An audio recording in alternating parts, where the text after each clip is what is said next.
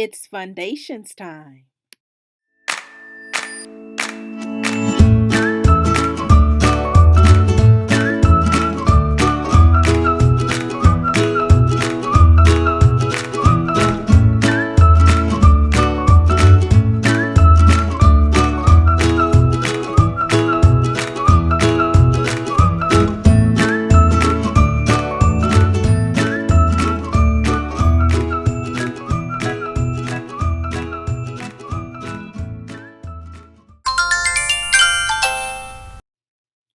By now, we've learned all about multisyllabic words.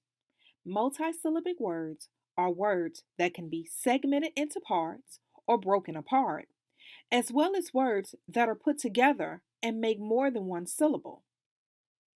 When we look at multisyllabic words, in some instances, those words are compound words, which are two words put together to make one word. Think about the word campfire. Camp is a place, while fire is a thing. Separately, they're just that, simple words that can be used to define a noun. But if you put both of these words together, camp is no longer just a place, and fire is no longer just a thing. Campfire is now an open fire in a camp.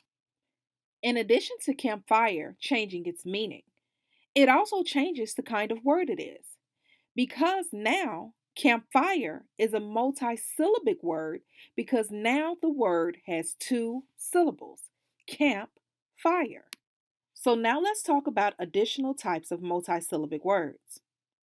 In particular, we are going to talk about prefixes and suffixes.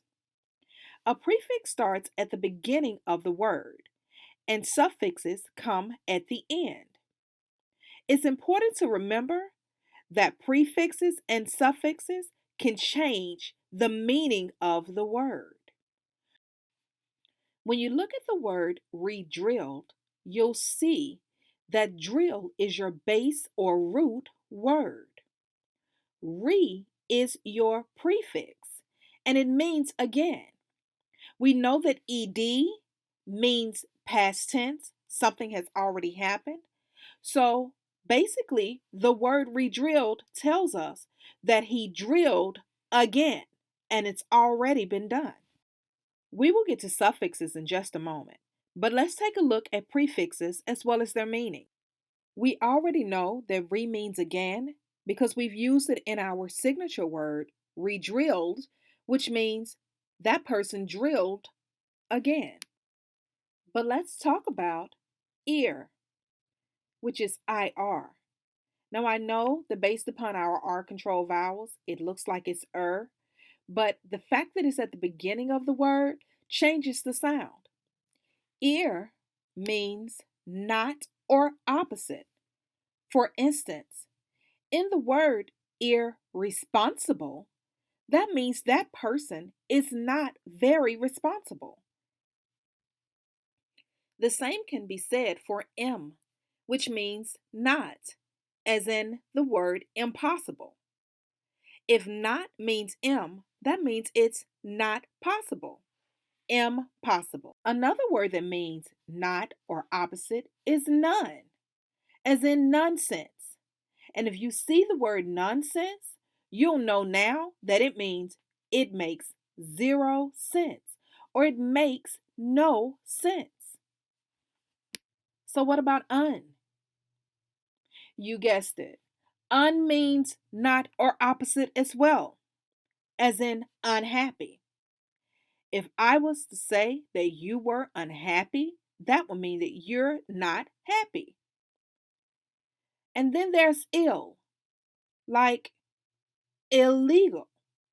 That means that whatever has been done is not legal. Finally, there's the prefix in. And like all other prefixes before it means not as well. So if I said this is an inconvenience, that means that it's not convenient or it's not easy for me to do. Next on our list is miss. Miss means wrongly or not. An example of a multisyllabic word using the prefix miss is misunderstand. Basically, that means that that person did not understand what you were saying. Next, we'll have the prefix dis, which gets a little tricky because if you're using dis to form a verb, it means to break away or apart, like disperse, meaning you are breaking something apart and sending it in different directions. If it's an adjective, then it means the opposite of, much like our prefixes before, or not. An example of this is dishonest. That means that person is not being honest. Finally, dis can also be used in the form of a noun. For instance, disunion, meaning there is a lack of union. More prefixes include the prefix pre, meaning before, like pre-cook, meaning it has to be cooked before.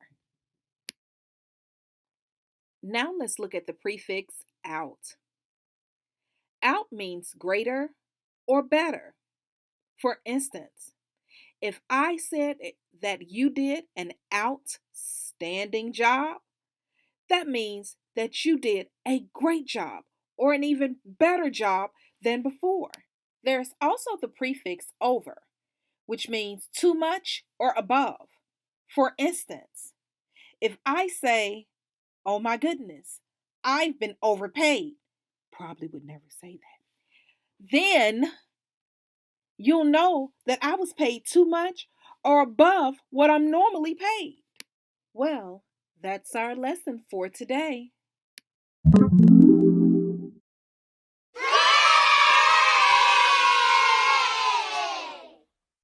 Wow, scholars, you really grew your